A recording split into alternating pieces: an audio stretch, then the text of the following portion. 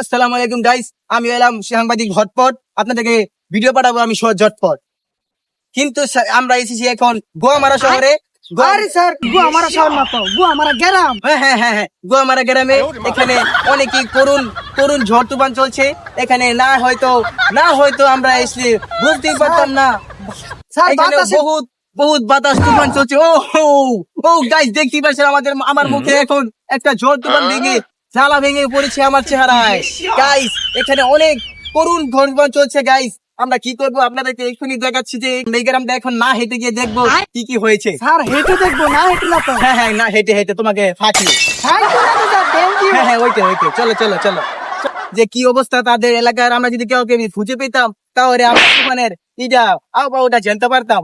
চলো আমরা দেখি গিয়ে কি আছে। আমরা ইতিমধ্যে আমাদের মঞ্চে একটা কৃষককে দেখতে পাচ্ছি, তাকে আমরা জিজ্ঞেস করবো তার শহরের কি অবস্থা। স্যার শহরে না তো গ্রামে। হ্যাঁ, গ্রামে চলুন। গ্রামের কি অবস্থা? স্যার আমার কি বাপ এসে বলছে নাকি আমরা রাত দিছি? আরে স্যার, আমি লাথি দিয়েছি আপনাকে সজাগ করলাম। আপনি কি ঘুমিয়েছিলেন নাকি কাজ করছিলেন? ওকে, আপনি একটু এদিকে আসেন, আপনাদের কিছু বলবো। কি বলবেন স্যার? আপনাদের শহরের কি অবস্থা?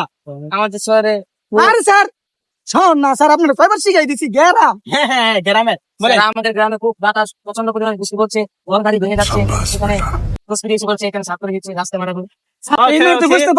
বুঝতে পারলাম যে এখানে অনেক করুণ অবস্থা। আমরা এখানে অনেক কিছু ত্রাণের জন্য সাহায্য করতে পারি।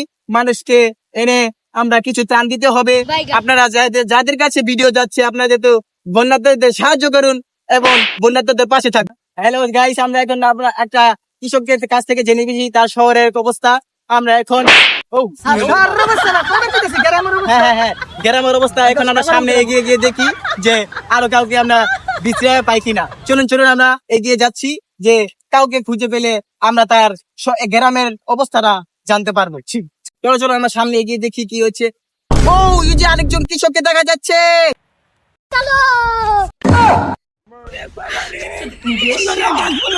আরে না, আমরা ঝটপট চালি থেকে আপনাদেরকে কিছু জিজ্ঞাসাবাদ করতে এসেছি। আপনাদের এলাকার কি অবস্থা?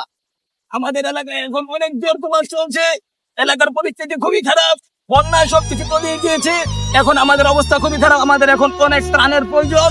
এখানে খাবার পানির সংকট, অনেক কিছু সংকট দেখা দিয়েছে। আমরা চাচ্ছি যে এটা আপনাদের চ্যানেলে প্রচার করার কারণে যাতে আমাদের এখানে এলাকার সকল এলাকাবাসী যাতে ত্রাণ পায়, যাতে তারা খাবার খেতে পারে। এখন তাদের খাবারের খুবই সংকট। হ্যাঁ, আপনার কথা আমি বুঝেছি।